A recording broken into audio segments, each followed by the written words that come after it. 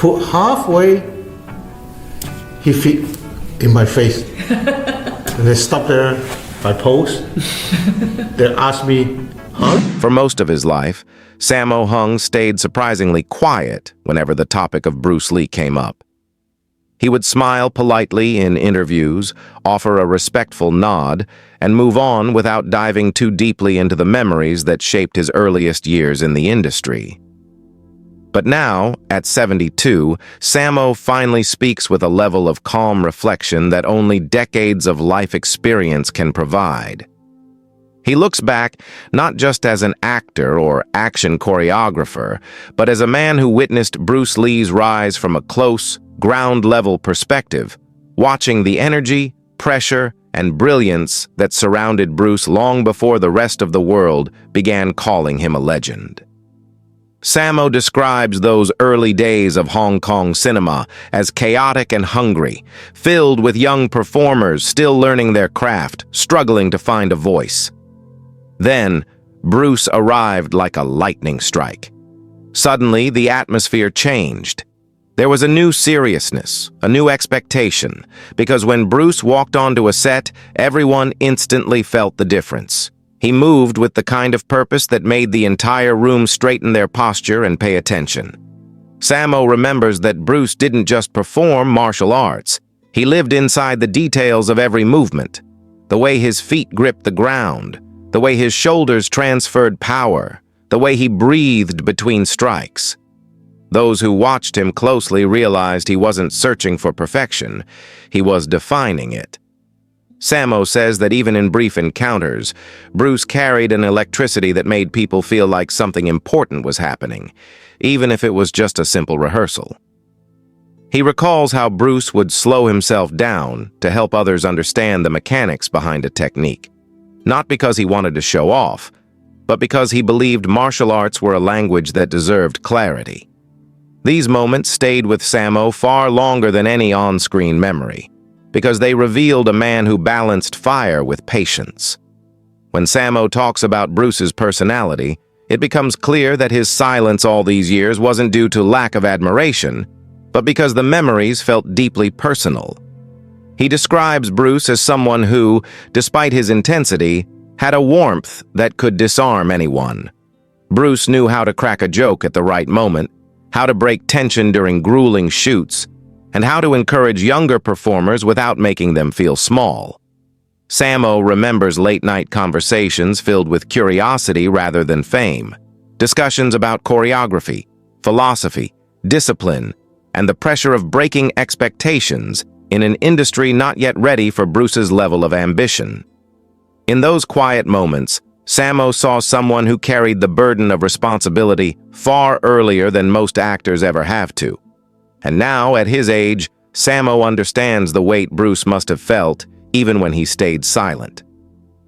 Sammo also reflects on how Bruce changed the entire landscape of filmmaking. Before Bruce, martial arts scenes often felt staged and predictable, relying on exaggerated motion rather than authentic expression. But Bruce approached action like a painter approaches a canvas. Every brush stroke precise, every strike filled with intention. He blended speed, emotion, technique, and storytelling into something no one had ever seen before. Sammo says that even performers who never met Bruce directly were influenced by him, because his presence reshaped standards from the ground up. He forced everyone, including Sammo himself, to reconsider how fights should look, how characters should move, and how realism could coexist with cinematic beauty. With time, Sammo's appreciation for Bruce's legacy has only grown deeper. He explains that the world often sees Bruce as a mythic figure, wrapped in legend and glamour, but the real man was even more impressive. Disciplined, thoughtful, endlessly curious, and fiercely dedicated to elevating others. Sammo realizes now that he was witnessing a once-in-a-lifetime phenomenon unfolding in real time. He never spoke about it openly because he didn't want to reduce those memories to headlines or entertainment buzz. But now, as he looks back at a lifetime of work and a changing industry, He feels compelled to honor Bruce not with dramatic claims, but with honest reflection. He talks about how age brings a clarity that youth never offers. At 72, Sammo views Bruce with the kind of understanding that only comes when you've lived long enough to see how rare true greatness is.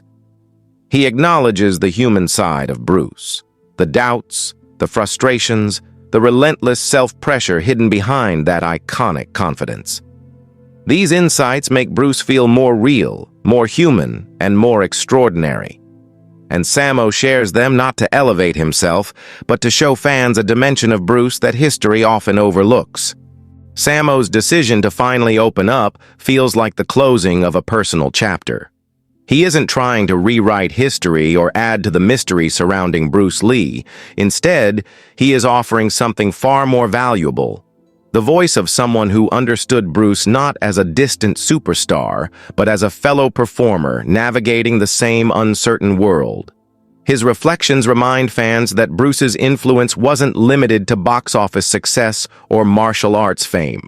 It changed people on a personal level, shaping careers, inspiring risk-taking, and reminding others that passion can rewrite an entire art form.